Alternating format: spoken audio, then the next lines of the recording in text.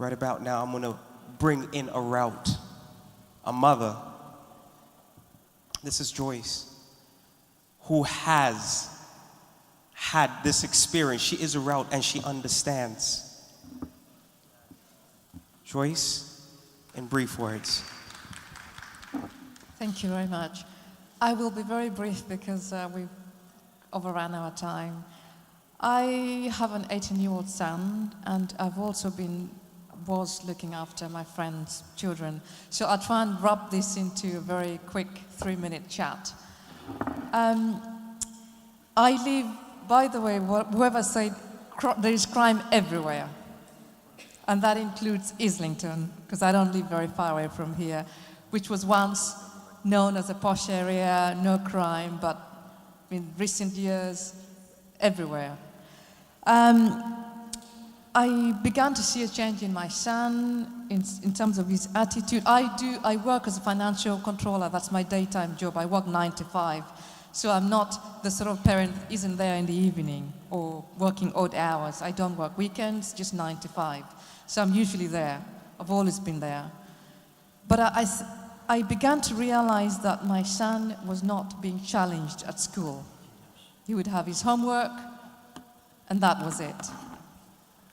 And I saw a pattern, and I basically, school finishes 3 o'clock, and he wants to hang out, because that's what young people do.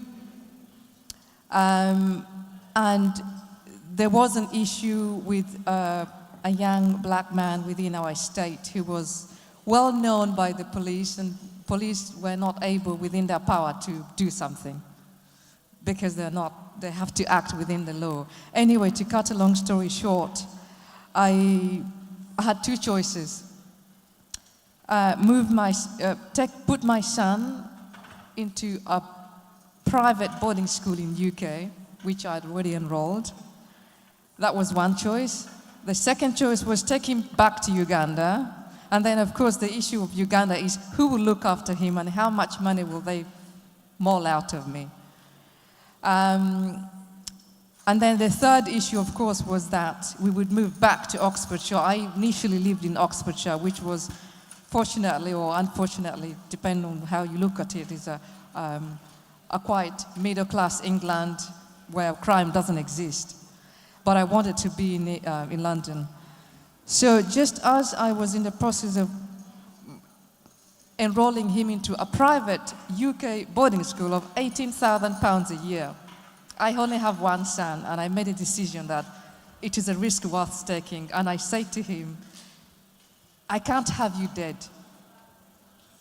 I will do whatever I can to ensure that you are living in an area that is safe for you. Anyway, so he got lured into all sorts of, and I began to engage him, and his question was, well, ma'am, why do I have to study? Why do I have to work? My friends on the street earn £2,000 a month, sometimes a week, selling weed. Why do I need to study? Luckily enough for me, I had contacts. An ex of mine was a detective constable. So I did quite an orthodox thing, which I told my son categorically, I will shop you to the police. I will shop you to the police because I want you safe and I want you alive. And don't doubt for a minute that I will not do that. And to cut a long story short to parents who are here, I rang up my friend, who was my ex, detective constable within London Borough, and I said to him, I need a favor. I need to do something drastic to my son, and I need your help. I want my son arrested, banged up, because I want him to understand what it's like to be arrested. And also want him to understand that if you're a young black man, you have a criminal record, the chances of you getting a job is absolutely nil. Please, parents, tell your children this. If you're a young black man, if you've been arrested for any crime, regardless of what they tell you, regardless of what the law tells you, it's weed. The fact is, no employer would want to touch you. So anyway, that happened. So to cut a long story short, a few months ago, he said, "Mom, I have to come clean. I have to tell you that I was once arrested and banged in the back of the police van. Did you know that?" And I said, "Yes, I do. I was responsible for that. I did that to save my son. And I want every parent in here to make whatever decision you feel you have to do."